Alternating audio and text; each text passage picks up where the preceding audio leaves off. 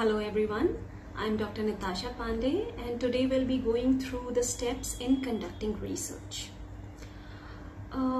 So what will you do if you have a question that you don't know an answer to, or if the answer is confusing or doubtful? What will you do?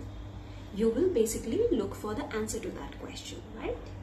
And when you make a systematic and objective attempt to provide answer to that given question, then that is known as research. So as we know that it's a systematic attempt, so there are certain steps that we need to follow when we are doing a research. And every research starts with a problem. So the problem is the first step. Stating the problem is the first step. Problem is nothing but an interrogative statement which expresses the relationship between two or more than two variables. Now these variables are the factors or elements which are into play in a given situation. So what we do here in this step is we state the problem in a clear manner in the form of a question. Then we have to ensure that it must state relationship between two or more than two variables. And thirdly, very important point, that we have to make sure that it is testable.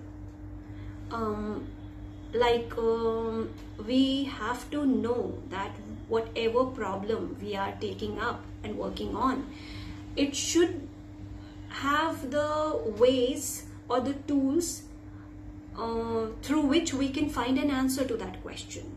Or if there isn't any tool, we should be having means to develop those tools with the help of which we'll be answering that question. So all these 3 points are very important.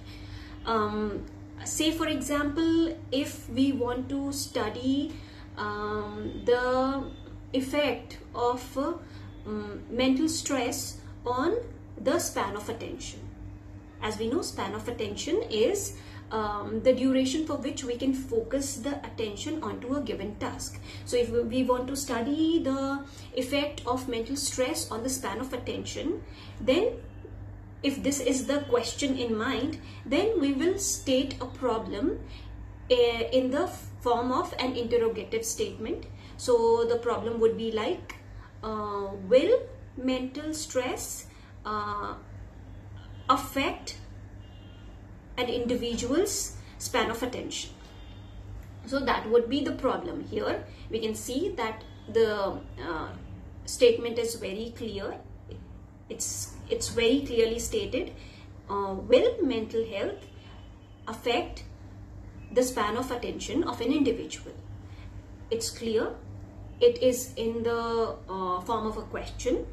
Then it is clearly stating relationship between two variables, one variable being the mental stress and the other variable being the span of attention.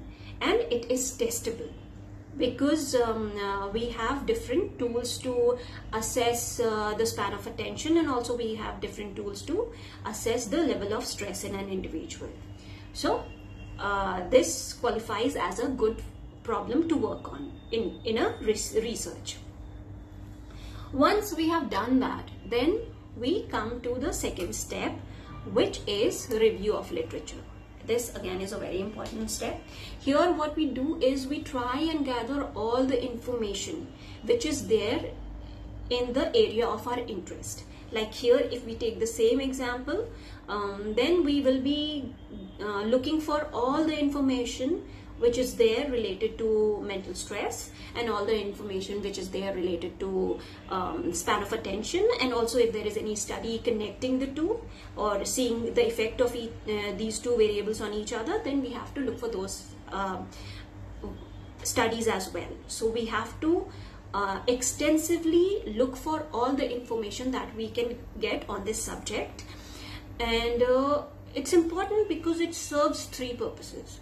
Like first of all, it helps us in identifying the variables. Once we get all the information that is there on the subject, then we get to know what are the factors which are going to be significant in our study. So we'll be knowing the variables that are going to play important role.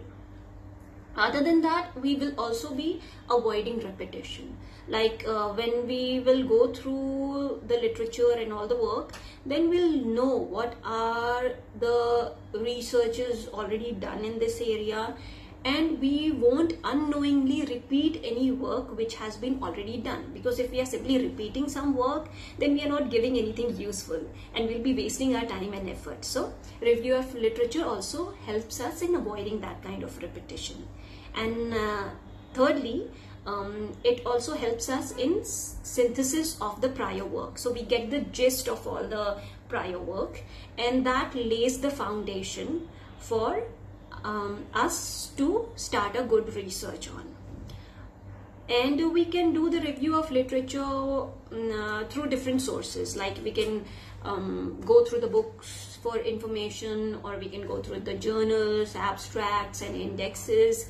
And at the same time, we can also go through some thesis or dissertation which has been there in the given area. Once we gather all this information, then we come to the third step, which is stating the hypothesis. Now this hypothesis is a tentative solution in the form of a testable proposition. It's a tentative solution to the question that we are asking. Whatever question is there in the problem, we are providing a solution to it, which is tentative, because throughout the research we would be basically testing whether this hypothesis is true or no.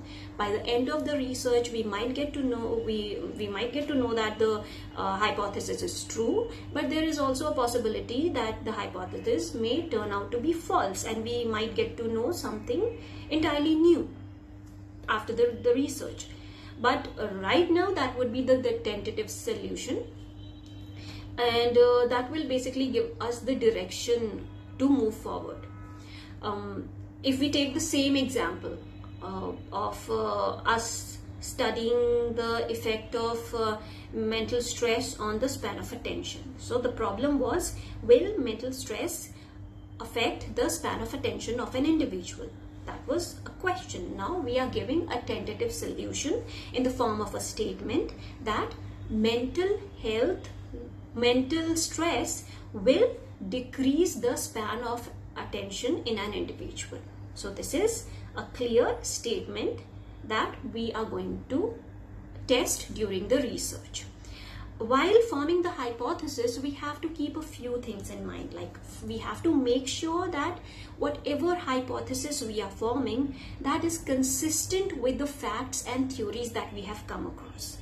During the review of literature, we are anyways getting to know everything that has been done in the area, and we have to make sure that our hypothesis is consistent. Like in this example, this hypothesis that mental stress will lead to decrease in the span of attention, this hypothesis is keeping with the prior information that we have. It's consistent with the theories that has been given before. So it's a good hypothesis on which we can work. Other than that, again, we have to make sure that it's testable. We have tools and means to test the hypothesis. After stating the hypothesis, we come to the fourth step, which is making the research design. This is a very important step. Every step is important, as we know. But in this step, we are basically making the blueprint for the whole research. We are drawing the framework for the whole research. Because here we are going to mention what exactly we are trying to study and how we are going to study that. It would state every variables which are there under study. It would state every tool that we are using, how we are going to use the tool in order to assess the effect of one variable onto the other variable, and then how we are going to process it further. Everything would be very clearly mentioned. And here in this stage there are a few more elements that we need to pay extra attention to. Like, we have to understand the importance of variable, because the whole research revolves around the variable. During this step of the design, we make sure that we identify every variable which are there in the current study. The variables can be of different types. Basically, three major variables are there. One is independent variable, the other is dependent variable, and then we have different extraneous variables also playing role. If we take the same example of we assessing the effect of mental stress on the span of attention, here in this study, the mental stress would be the independent variable. Span of attention would be the dependent variable, because the span of attention is depending on the level of mental stress. So the dependent variable is depending on the independent variable, the level of independent variable which is there.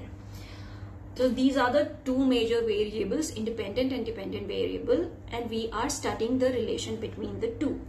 But at the same time, there are different variables which are also into play, and those are known as extraneous variables, like the age of the individual, because that might have an effect on the span of attention, then the gender of the individual, the educational qualification, the level of intelligence, and other external factors like the level of illumination in the room while doing the task, the level of noise, etc. So we have to identify all the variables, independent, dependent, and extraneous variable, and then during the design step only we have to make sure that we are very clear on which variable we are going to manipulate, and what are the other variables that we are trying to control. Like in this study, mental stress would be the variable that we would be manipulating during the research, during the study, and we would be controlling all the other variables that I mentioned right now, like the age, the gender, educational qualification, etc. So those are the extraneous variables that we would be controlling, so that we can see the pure effect of the independent variable on the dependent variable. And the dependent variable is not getting significantly affected by the other variables. And that is what we are basically going to do in the design. We are going to identify the variables so that we can effectively manipulate the desired variable, and we can properly control the other variables. And then we will be later recording those variables, the effect of the independent variable. But this is what we do here. Other than the variables, we also have to pay attention to the sample that we are drawing. And a sample is basically the number of cases or number of individual that we draw from the population for the purpose of our study. If we are studying the effect of mental stress on the span of attention, we cannot take every individual in the planet for the study. We cannot assess the level of stress of every individual, and then we cannot check their span of attention, and we cannot create different level of stress in them and then assess the difference in span of attention in every individual. That is practically not possible. We cannot take every individual in the planet for the study. So what do? We draw out a sample. We take a number of cases, number of individuals, and then we conduct our research on them. We conduct the study on them, and then we draw we get the result, we draw the conclusion, and then we try to generalize that conclusion on the whole population. So we take a sample from the population, we conduct the study on them, we get to a result, we draw a conclusion, and then we generalize that conclusion on the whole population. So it becomes very important that we make a good sample, we draw a good sample. And in order to draw a good sample, we have to keep in mind that the sample has to have the representativeness of the population. We have to remember that there are some characteristics in the population, and when we are drawing the sample should also have those same characteristics in somewhat the same proportion. Then only it will be the true representation of the population. So that is one point. And we also have to ensure that the sample is adequate, and adequacy is basically dependent on the size of the sample. So the size has to be good. The size should not be very small, because if we take a very small sample, it will not be the true representation of the population. Or if we take a very big sample, then it becomes quite difficult for us to actually conduct the research on such a big sample. So we have to ensure that we are getting a big enough size, but we have to also keep in mind that it has to be a practical size that we can actually work on. And if we are not keeping in mind these points, then that can lead to sampling error. And sampling error again would be of two kinds. It might not be the true representation of the population, or the size may not be adequate. So we have to ensure that we are making a good sample that we are conducting the study on, so that once we are drawing a conclusion based on the study on this sample, we can safely generalize that finding onto the whole population. So that's the reason why the design becomes very important. We have to make sure that we keep in mind all the aspects, and we know what we are trying to study, we know how we are going to do that, we are keeping in mind all the variables, we know how to manipulate them, we know how to control them, and we are doing that on a nicely drawn sample. After making the design, after making the blueprint, we come to the fifth step, which is actually of the data collection. So here what we are going to do, at this stage we are actually going to manipulate the independent variables, so that we can assess the effect of that variable on the dependent variable, and at the same time we are controlling all the extraneous variables. And then once we are doing that, then we have to observe and we have to measure. We have to observe and measure the effect of that manipulation that we are doing. And once we are able to observe and measure, then we have to do a proper recording of it. And that is basically what we do in this step of data collection.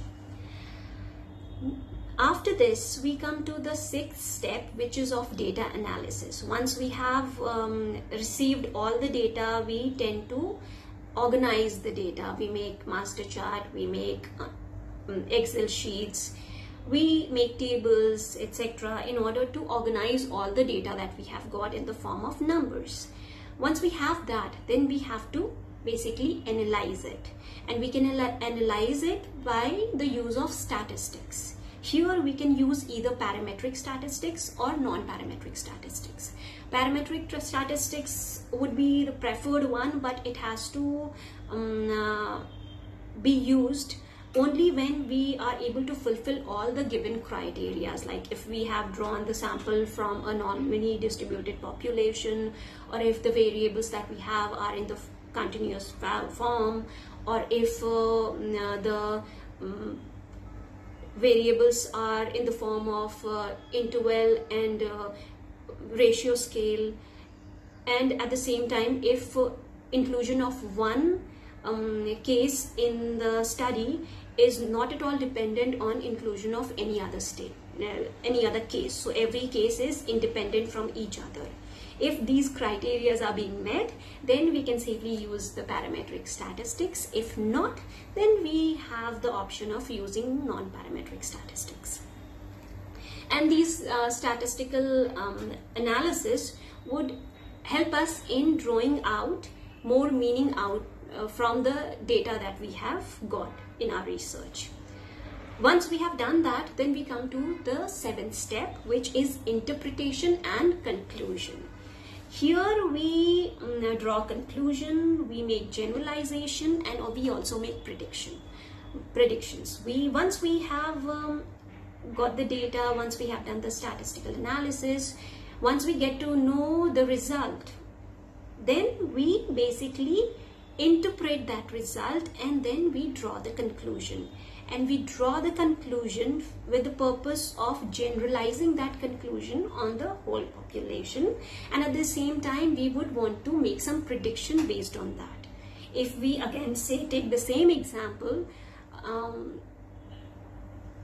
let's just assume that we have conducted the study on the effect of mental stress on the span of attention, and our final result is that mental stress has a negative impact on the span of attention, which means that mental stress is going to decrease the span of attention in an individual.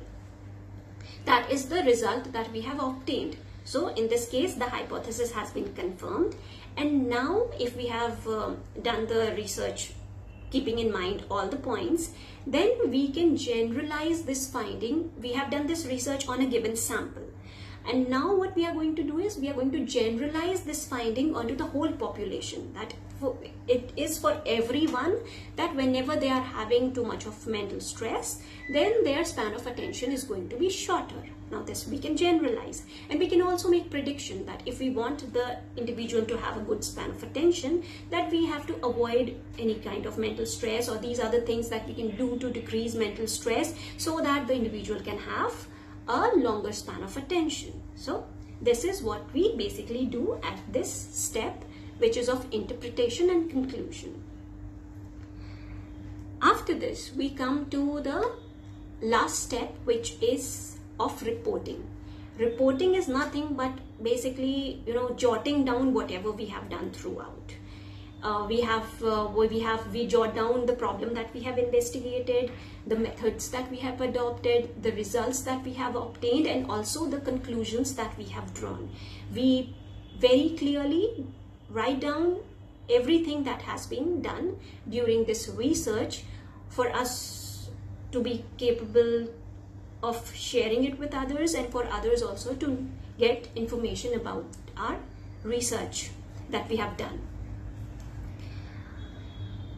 But we have to remember that even when we are following all these steps, even when we have followed all these 8 steps, at times some biases can creep into the research, and those biases are the systematic errors that happen which hampers our finding.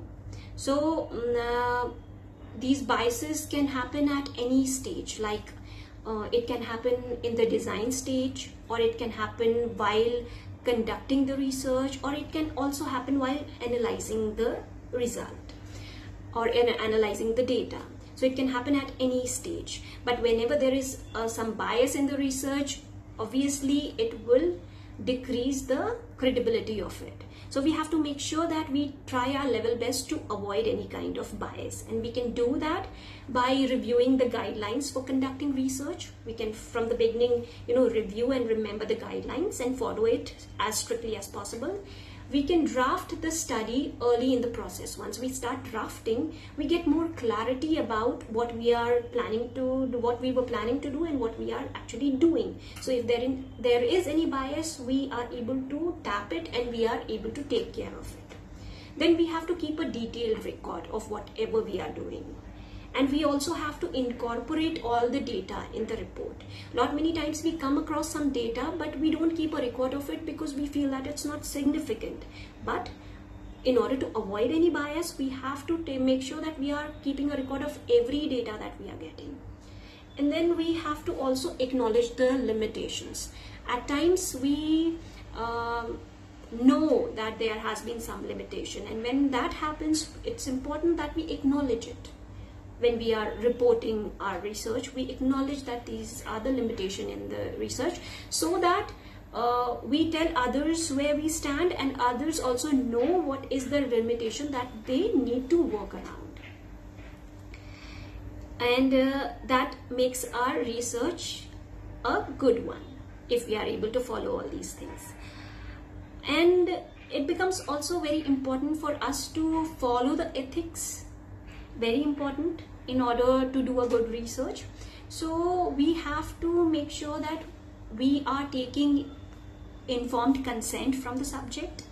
Whenever we are conducting a study and we are taking subjects for it, they should know what we are trying to study and how we are going to study that. They should know the details of it, and after getting all the information, they should be giving us proper consent. That is an ethical issue that we have to take care of. Other than that, we have to make sure from our end that we are minimizing the risk or harm to the subject. If there is any, we have to minimize it. Then we have to protect the anonymity and the confidentiality of the subject. No information should be revealed which is not supposed to be revealed. That kind of confidentiality we have to maintain. Then we also have to avoid using any deceptive practices. There has to be complete transparency when we are doing research. And finally, the subject should have the right to withdraw from research at any point of time, whether it's a beginning or in the middle or even during the last phase. If the subject is not comfortable or because of any reason wants to withdraw, the subject should have the right to withdraw from the research. And if we keep in mind all these steps, and if we make sure that we are avoiding all the biases, and if we pay attention to all the ethical issues, then we can come up with a good research that actually adds value to the body of information that we have in our area of study. And that will be all in today's discussion regarding the steps of conducting research. You can ask me any question if you have.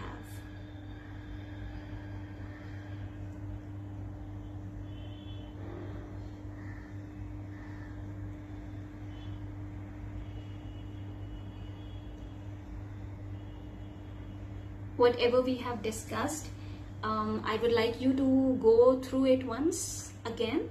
You can go through the video, or you can also go through the book, and then you will be having more clarity about whatever we have discussed so far. And right now also, if you have any question, you can ask me. I'll try and answer the question.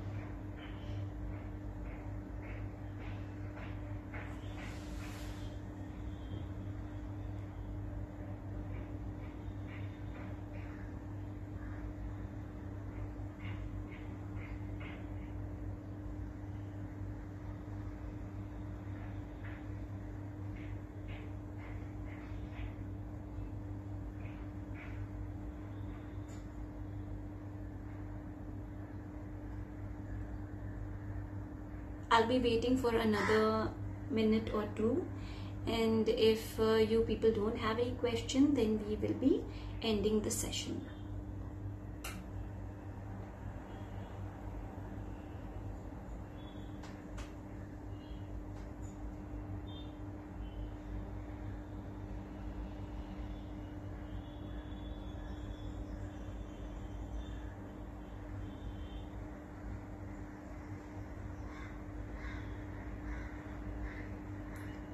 Today we have very quickly covered all the steps.